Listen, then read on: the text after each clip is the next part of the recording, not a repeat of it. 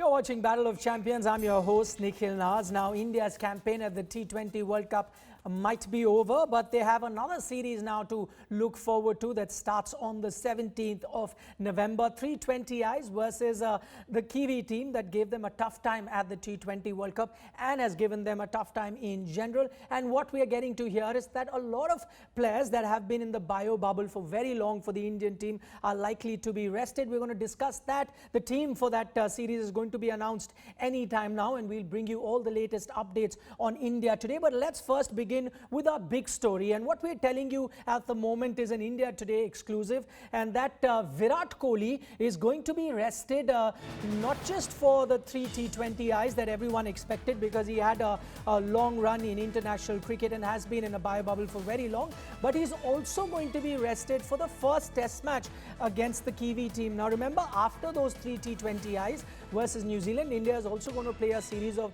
2 test matches, and the first test match, what we're getting to here is that Virat Kohli has asked for a rest. So it's going to be an extended rest for him.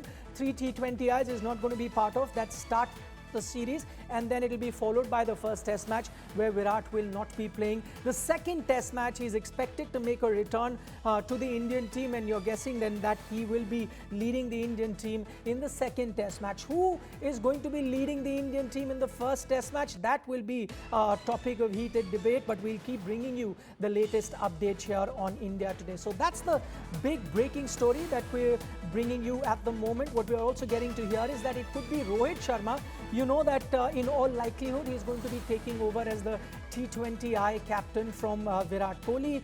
Signals have already been given both by Virat Kohli and and Ravi Shastri. They've given enough indications to suggest that Rohit Sharma is that next T20I captain. But what we're getting to here is that he will also be captaining in that first test match. Joining me for more on this story is my colleague Rahul Rawat.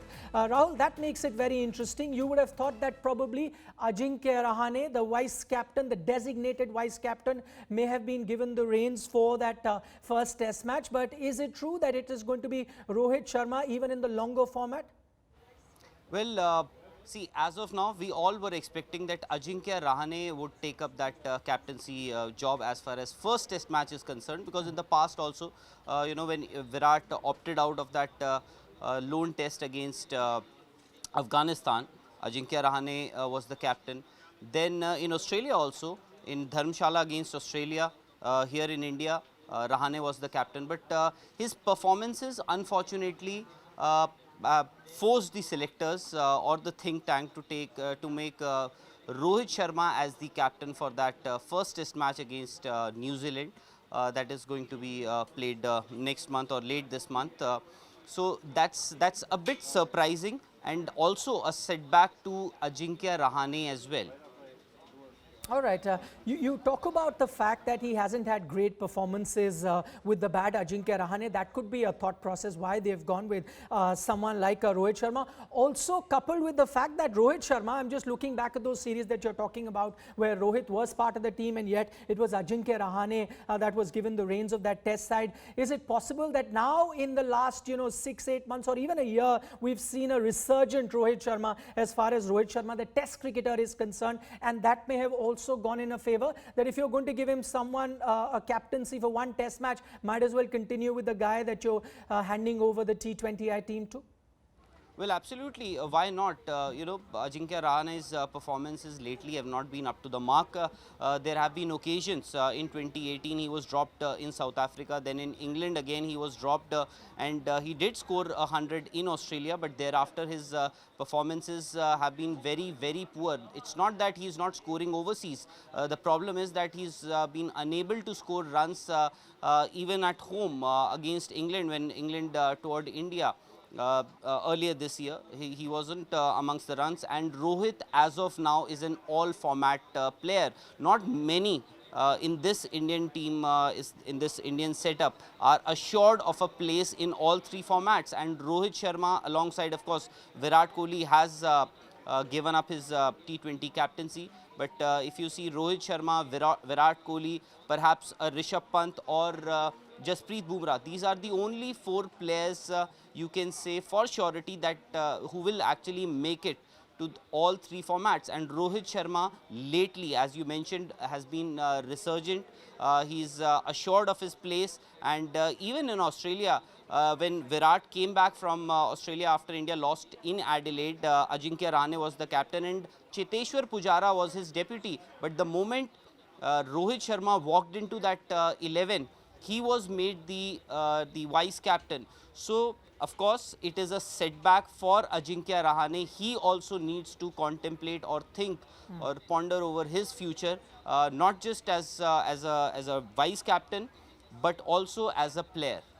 Okay, let's look beyond the captaincy now, and the team will be announced for the T20I series versus New Zealand. We've heard enough of bio bubble talk both from the Indian management as well as players saying that that extended time in the bio bubble could have been a major reason why India crashed out of the T20 World Cup so early. Let me ask you that, Rahul. Is it possible to see wholesale changes to the T20I team, the Indian T20I team now for the New Zealand series? Chance for a lot of players who've been in the bio bubble for very long to be rested, and a lot of youngsters to be given a chance? If yes, who are the likely players that are going to be rested? Well, I think even if both of us pick the likely 11 or a likely squad, I think more or less it will be the same players who would be drafted in that squad. Of course, based on their IPL performances, and that too, who've been very consistent.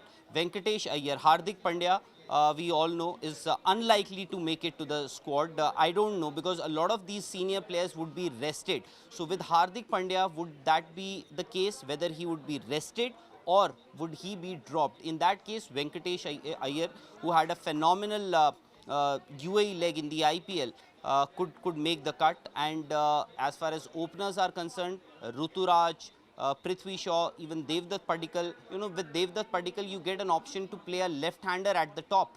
Whether he makes the cut, even if he is drafted in the squad, whether he'll make it to the 11, that remains to be seen. But Prithvi Shaw is most likely the option to open with Rohit Sharma. Amongst others, Deepak Chahar, who was there in the reserves, he is also he could make the cut.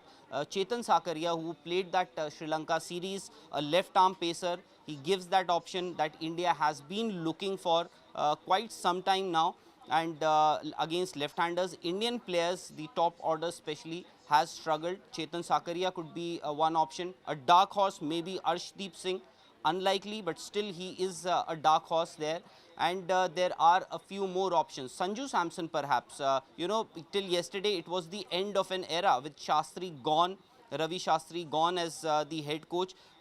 Today onwards, it will be the dawn of a new era. Rahul Dravid takes charge, and with him, a lot of people, because Rahul Dravid knows these players. He's been associated with the Indian junior setup for quite some time. He knows these players in and out. He knows their ability. Perhaps he can bring the best out of these youngsters. And a lot of these seniors, as we mentioned, would be rested, but also a lot of youngsters would be drafted in. Perhaps looking at the next T20 World Cup, you wouldn't tinker with the core of this team, but still there'll be a few more additions as far as this T20 setup is concerned. Right. Let's get into specific. As Rahul is reporting there a lot of senior players are likely to be rested for that T20I series versus New Zealand. Let's look at the players that are most likely to sit out of this series. And you've got the likes of Virat Kohli, as we've been reporting right from the start. Not only the T20I is likely to miss that first test match as well. Hardik Pandya is another name that comes to your mind that might be rested. Rishabh Pant has been playing non-stop cricket, the IPL, before that the England series. Ditto for KL Rahul as well, has had a long season. Ravindra Jadeja, again, a player who's had to shoulder a lot of workload. Ravi Chandran Ashwin, Mohammad Shami, Bhuvi, Jasprit Bumrah, Shardul Thakur. Now these are all fast bowlers that would need a lot of rest. As I said, that they've been continuing to play a lot of cricket, whether it's international cricket, whether it's the longest format of the game, then it was that second half of the IPL, and then the T20 World Cup. So these players are going to be rested, which means you're going to have a very new look side when India take on New Zealand in that T20 series that is starting on the 17th of November. As Rahul just reported there, it's going to be a dawn of a new era. You're going to get a new captain, a new coach, and plenty of new faces.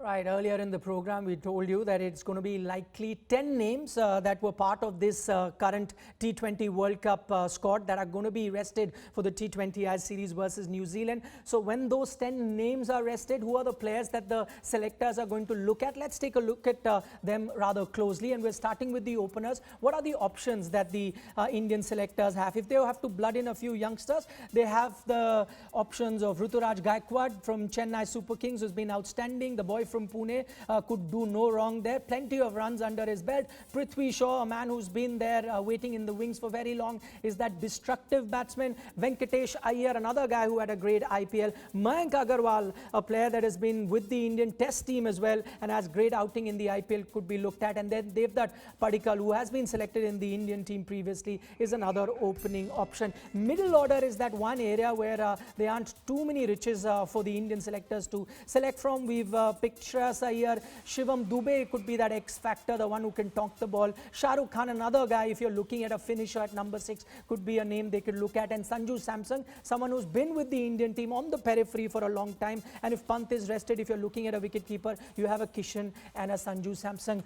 Plenty of options as far as pacers are concerned. T. Natarajan is back into full fitness. He's playing Syed Mushtaq Ali at the moment. He could be looked at. Mohammad Siraj, who's done well in the longer format, could be looked at. Avesh Khan was outstanding in the IPL. Harshal Patel, Prasidh Krishna, Umran Malik, the new sensation, really quick fast bowler, and Chetan Sakaria, who has been selected in the Indian team before this. For spinners, you could look at Washington Sundar, Ravi Bishnoi, Akshar Patel, and Yuzi Chahal most likely will be making a comeback into that T20 team. When that team is announced, be sure that we'll have all the updates right here on India Today. But that's all that we could pack into this edition of our program. Thanks so much for watching.